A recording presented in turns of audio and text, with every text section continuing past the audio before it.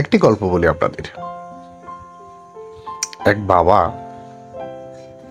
তার মেয়েকে নিয়ে নদী পার হচ্ছে। নদীটি ছিল খুব খরস্রোতা। মেয়ে তার বাপের হাত ধরে নদী পার হচ্ছে। নদীতে খুব স্রোত যাচ্ছে।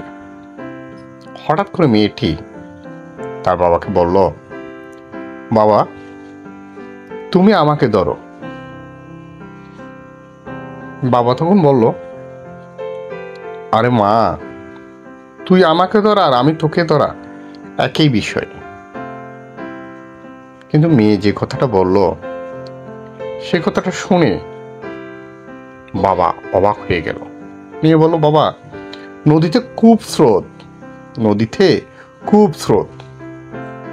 স্রোত এমন যে হয়তো স্রোতের বেগে আমার হাত ছুটে যেতে পারে,